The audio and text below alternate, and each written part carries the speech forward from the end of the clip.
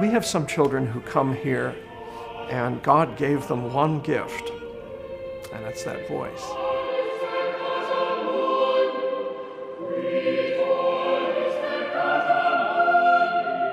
There is not another place in North America and maybe on the planet where you can walk through the door of the school and hear that.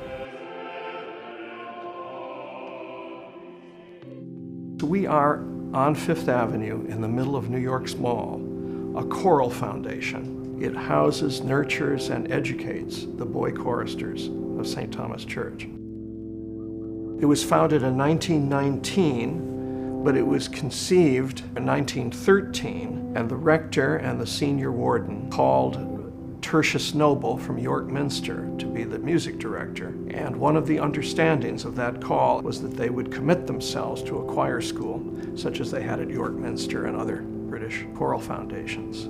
It's lovely to have that continuity from 1919. Boys are still wearing the same cassocks. They're still wearing the same collar. They're still singing the same hymns. It's very obvious from day one. Yeah, it's a special place.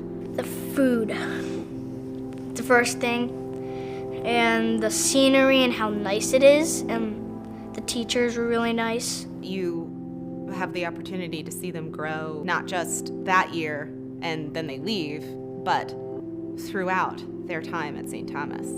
There's just such a nurturing and a want for them to do well. It's just impossible to get at a bigger school. And not to mention just the wonderful, incredible sounds that come from the boys.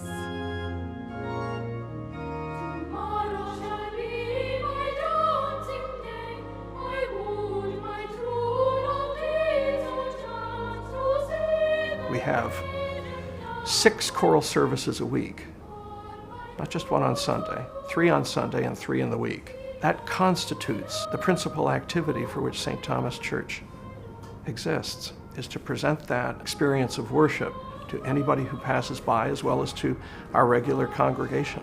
I can't even tell you how much easier it is to teach fractions to musicians than to non-musicians. I like singing really ancient pieces that most kids don't get to. Those boys, chorally, attain a professional level of singing. They are equal to professional sopranos. When they arrive here, most of the boys, the great majority, have had very little singing experience at all. There are 3 things that come into admissions. The first is, can he sing? If there seems to be the making of a good voice and a particularly good musical ear, we'll invite them back for a more formal voice trial. I sang Lift Every Voice and Sing, and when I got home, about 2 days later, I realized I made it. I passed the first audition, and I was like jumping.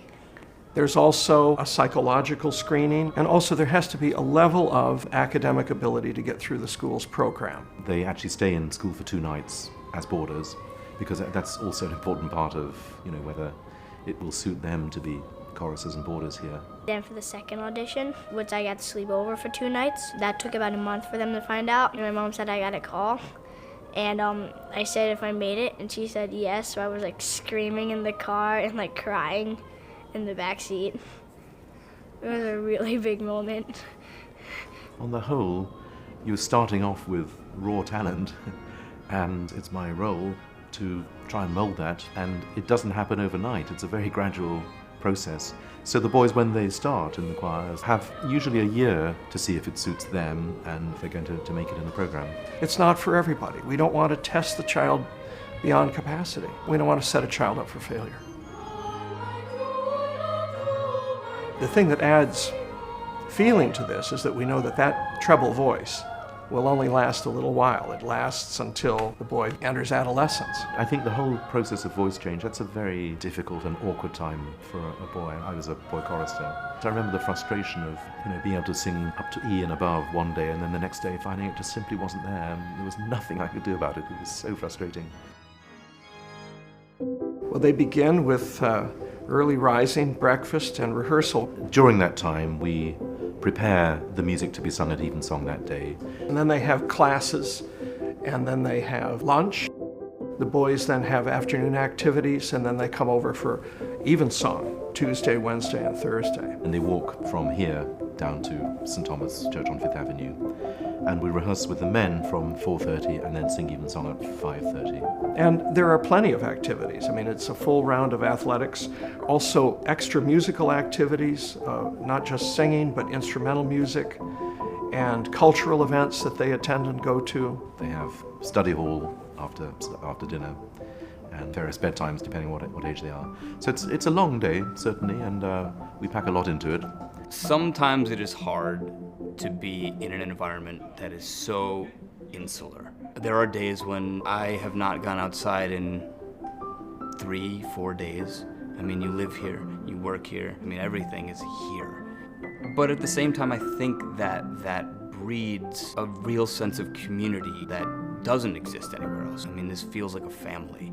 My favorite things are the teachers are really nice, classes, and we play a game called dodgeball, which is really, really fun. They see you in a million different ways. They see you as their coach. They see you as their teacher. It's a range of experiences that you have with them, and it pays dividends in the classroom because they care about what they're learning, they care about their teachers, and they care about their peers. It's incredible to see. I put a blanket here because it's like white and it looks boring. So I just put a blanket there. One time I was growing up at night and somebody ran and got Miss Wentling, one of the house mothers, and she was just like shot up out of her bed. But she was like sound asleep to come help me. So they're really like protective over us. Are you warming up there? Yeah. Okay. It's giving a little guidance when needed. It's giving that emotional support when we're feeling a bit down. Some days just putting that day to bed and knowing that the sun will come up tomorrow. Oh look, I found him. I got married this summer, so my husband and I moved down to the 5th floor. I've loved that the most because you live on the same floor as the boys. Sometimes that gets, a little annoying when they're bounding down the stairs and it wakes you up in the morning, but most of the time it's a wonderful experience to be a part of, right? You're always a part of the nighttime routine, the calls home. Last year I would get homesick a lot, but I'm starting to really get over that to the point where I wouldn't call my parents. I'd be not homesick at all. As much as we think with cell phones and Twitter and YouTube and whatever else that boys are just boys. They love to stick their nose in a book. They love to see how things work. They like to pull things apart. They make a mess. They're just kids.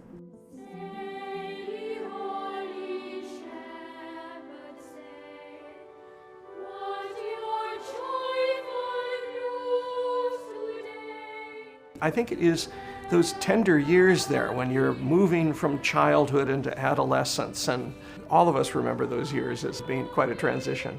But to be able to sing like that and to praise the Lord and to be part of a team and to learn discipline and harmony, I am convinced it helps the intellectual life as well. More and more with these boys, I'm amazed by them and their just tenacity every day. They are driven, they're courteous, they're respectful. A lot of times as a teacher, when you take kids into the world, then you are responsible for their actions. They make me proud.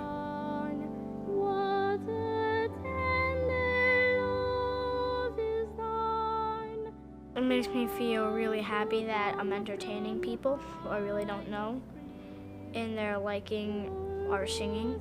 And that kind-hearted joy that they all seem to have all the time. And they have a wonderful balance between the understanding that they're one of many and in that many very special themselves. When my husband and I got married, one of the boys said to him, "Oh, so you got married, did you get a ring?" He said, "Yes." He said, "Does it hurt?" They just have a great way of keeping your eyes looking at things from a fresh perspective. I remember when I came here and I first heard them, I thought, this is something that I can give my life to. I think one of the hardest days is graduation day. I always make sure I have a packet of tissues when I go. I've had them then usually for 6 years, and they have become my children. I've seen them at their highs and their lows and taken those little steps with them. I've been doing it now for about 9 years already. And if I keep continuing it, it will just keep growing and growing. I'll be a better violinist, I'll be a better singer, and I think it will definitely carry with me for the rest of my life.